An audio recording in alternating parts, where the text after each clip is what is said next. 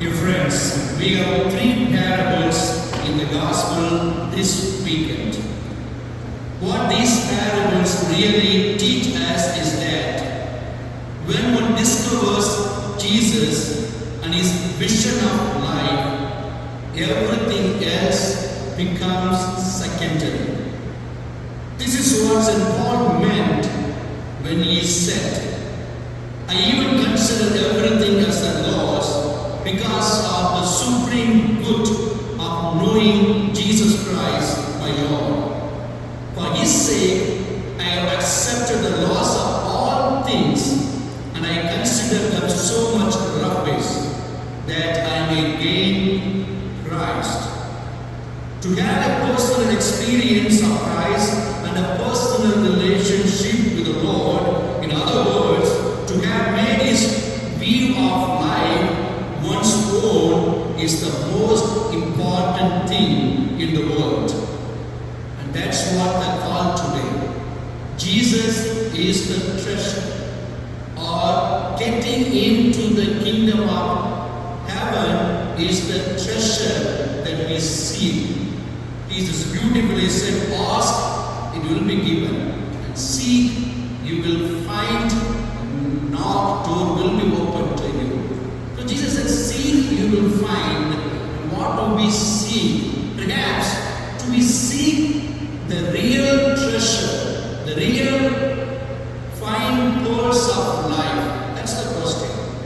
We have a beautiful saying in the Catholic Church, St. Augustine, who always sought the true treasure of life. Nothing gave him pleasure or ease.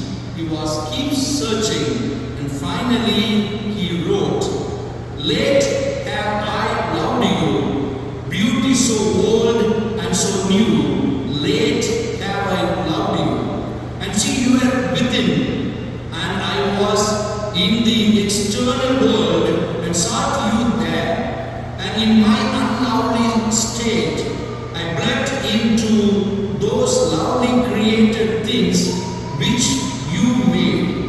You were with me, and I was not with you. You were made as for yourself, O Lord, and our heart is restless until it rests in you. That's a beautiful saying of St. Augustine.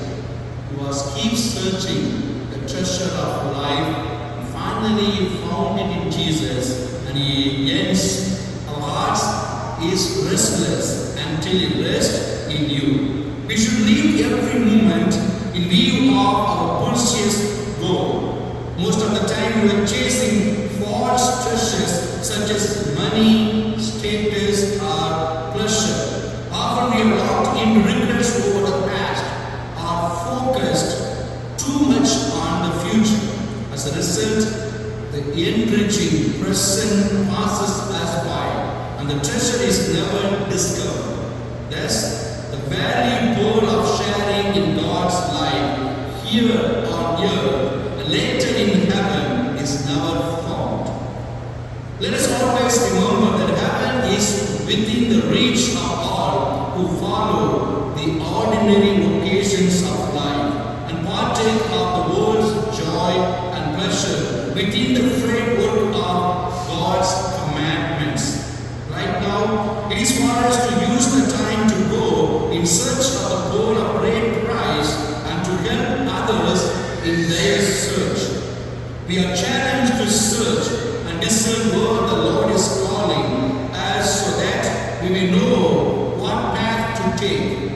Let us remember that whenever we fight against discrimination, whenever we trust completely in God, whenever our selflessness conquers our selfishness, whenever our love overcomes sin and our faith overcomes suffering, whenever we render humble service to others, we are doing the will of God as it is done in heaven, and hence we are already in the kingdom of heaven while we are still on earth. And that's what today Jesus is calling. We are called to be very helpful, seeking the true treasure, Jesus, and seeking Him in the neighbors. And that's what again God said. Love your God with all your heart, with all your understanding, and love your neighbor also. So these are the two commandments. Love God and love your neighbor. When we do that, we get into heaven. Today there is a third parable, the parable of the net. So in Jesus' time, there are so many ways of fishing. Sometimes we go and use the net and try to catch the fish.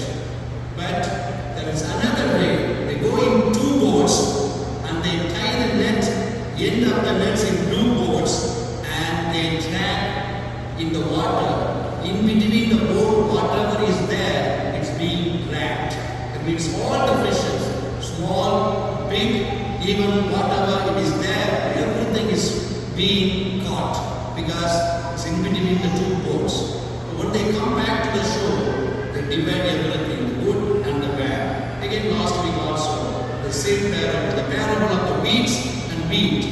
The owner said, let it grow, the weeds also. Let us remove them at the end. That's what Jesus said. We are all called to seek the kingdom. The more we are good, the more we are helpful to one another, the more we become worthy of the kingdom of God. But if we don't love our neighbor, we don't seek the good of the kingdom of God, then as the bad fish thrown away, we will be thrown away out of the kingdom of heaven. That's what Jesus says. So let us treasure Jesus as our life. The more we treasure Him, the more we are here in this year, in the kingdom of God, later also in heaven, in the kingdom of God.